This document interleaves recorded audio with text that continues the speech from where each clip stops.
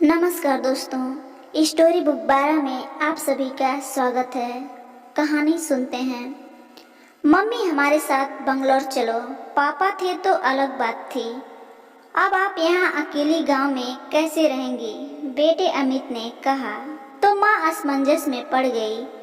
पिता की heart attack से हुई अचानक मौत से माँ अपने आप को लाख कोशिश के बाद भी संभाल नहीं पा रही थी। 12 दिन हो चुके थे। सभी मेहमान चले गए थे। बेटा अमित और बहू सुनीता दोनों ही इंजीनियर हैं। मेरी सहेलियों ने मुझसे कहा कि बेटे व बहू के पास रहने नहीं जाना, क्योंकि कमाने वाली बहू को बुजुर्ग सास बिल्कुल अच्छी नहीं लगेगी। उसकी आज़ादी में तुम्हारे जाने से खलल पड़ेगी। वो तुम्हें ताने मार मार कर तुम्हारा जीना हराम कर देगी। वैसे भी भाई साहब ने जीते जी ही पूरी संपत्ति बेटे के नाम कर दी थी।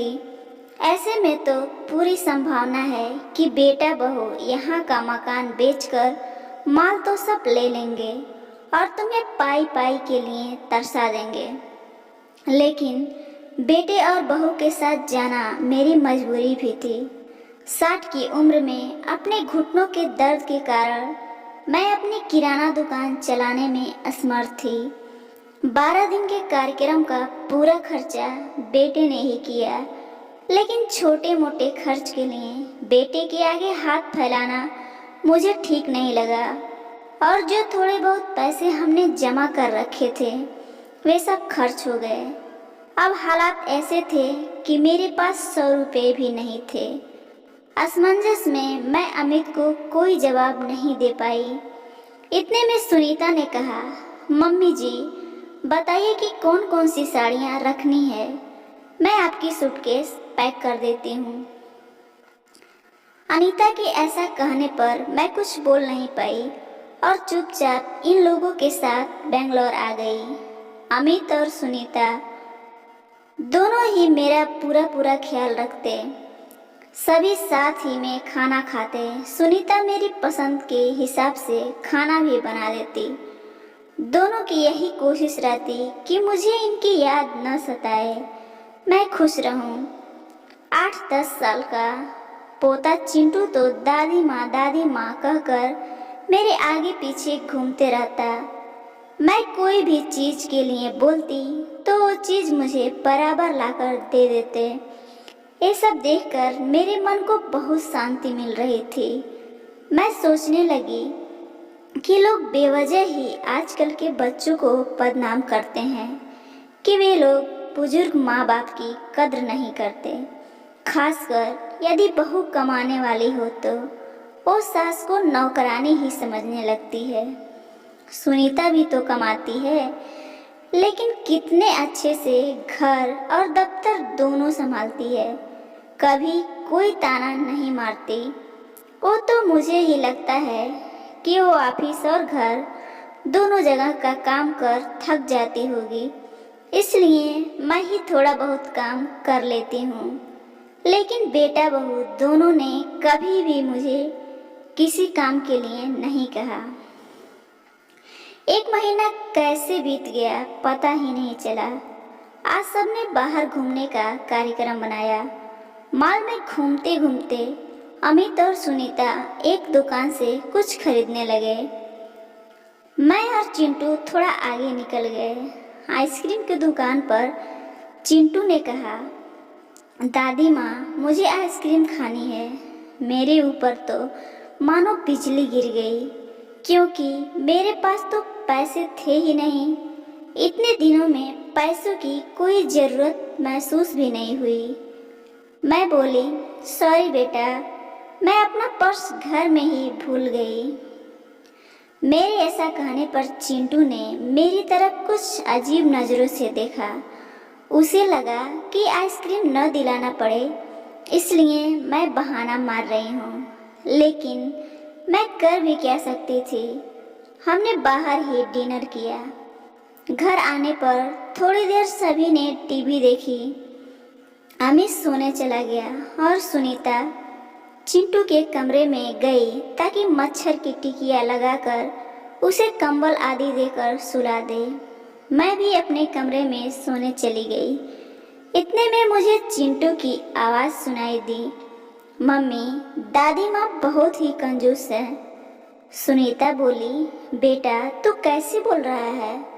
हाँ मम्मी, आज मॉल में घूमते वक्त मैंने दादी माँ को आइसक्रीम दिलाने को कहा तो उन्होंने कहा कि वे अपना पर्स घर में ही भूल आई हैं।